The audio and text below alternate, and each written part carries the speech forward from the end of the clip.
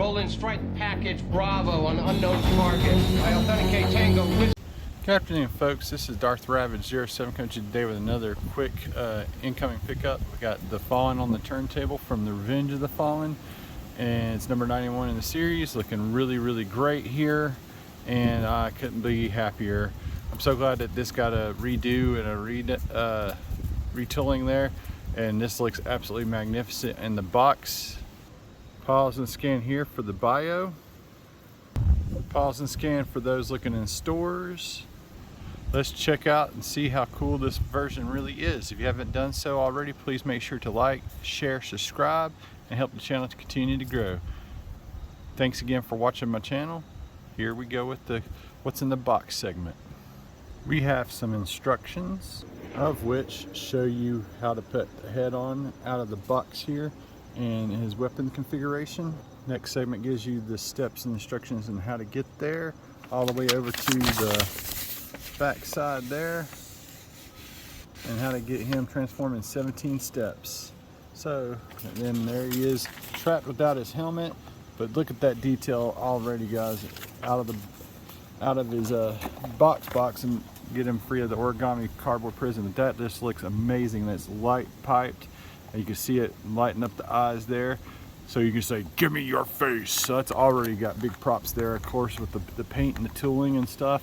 We're gonna get him released off of his card here and get that head on. Hopefully I can find it. Which leads me to the back of the box where it's in the tissue paper, and I really do wish this was a box taped to the back of the box and not tissue paper anymore. So afraid of losing pieces after the Slicer exosuit set.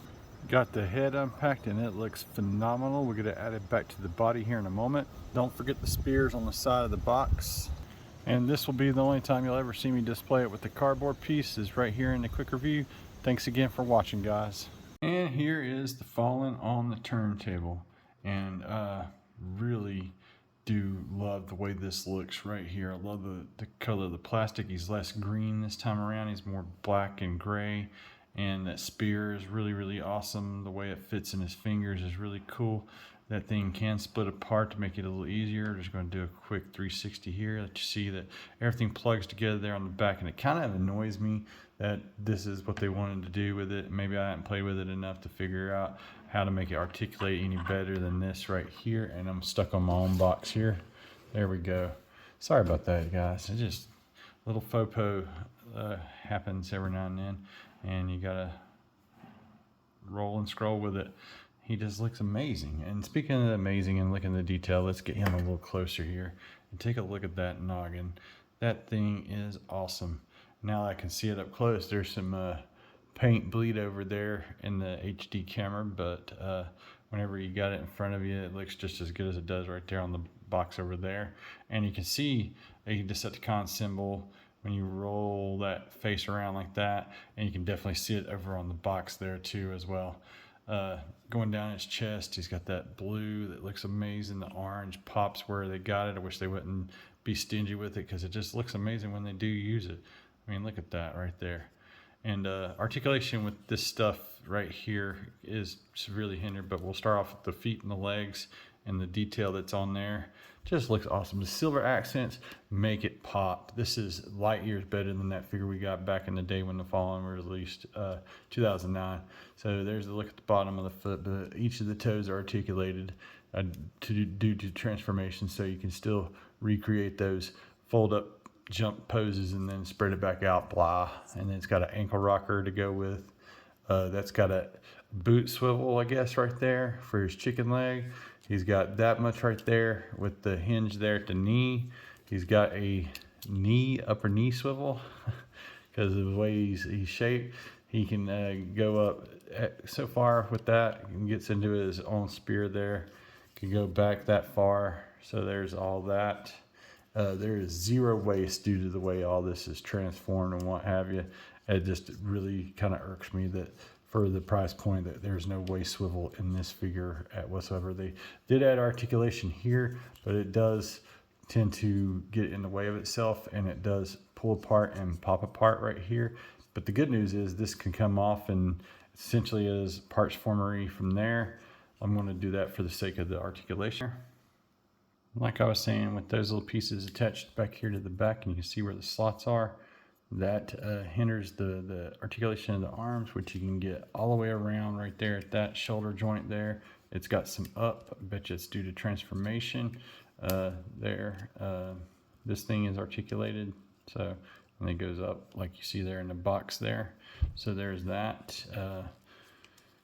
You got upper bicep swiveled, it's kind of tight. He does got a lower elbow there that will, it's double at the elbow, so you can get great range there. This is a 360 all the way around the wrist with a hinge.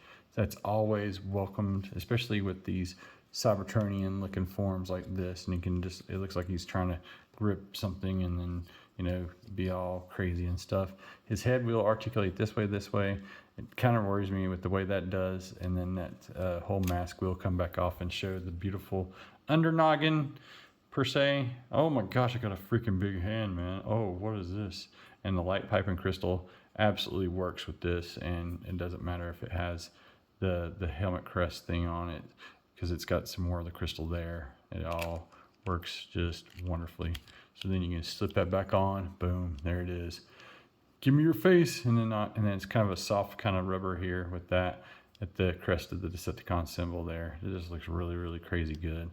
I hate that he didn't really actually turn into a tank, or he didn't really transform at all in the movie. So that's where this is going to kind of be fleeting, I feel, for most of us, because there's not a tank mode to go to.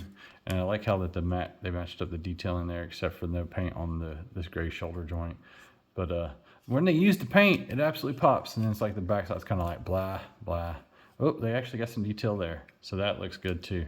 So I'm gonna get this guy transformed. Oh, the rest of the head articulation. He can go up that far, he can go down that far.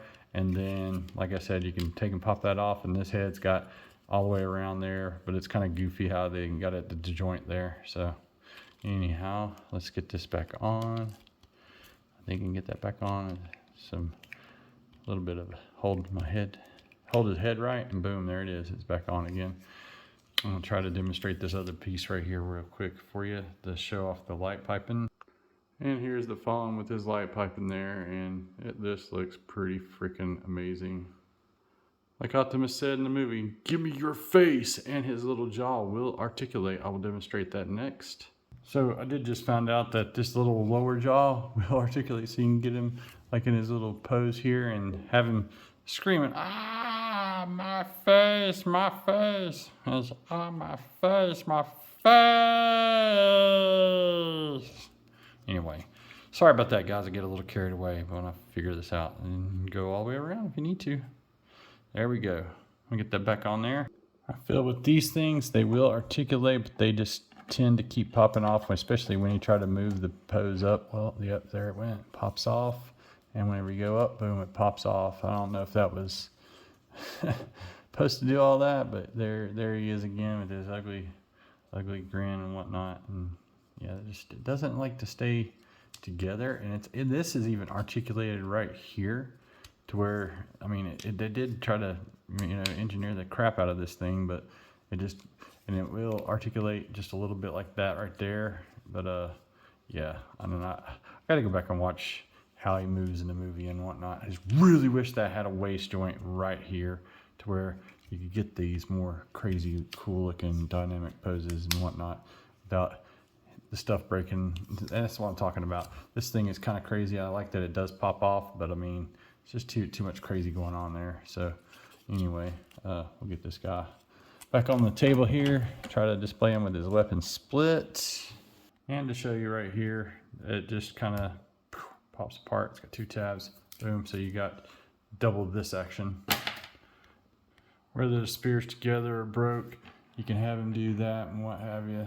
That's like not including the waist, hinders the articulation. And anyhow, let's get him into the jet mode and finish off there. Thanks again for watching. Transform.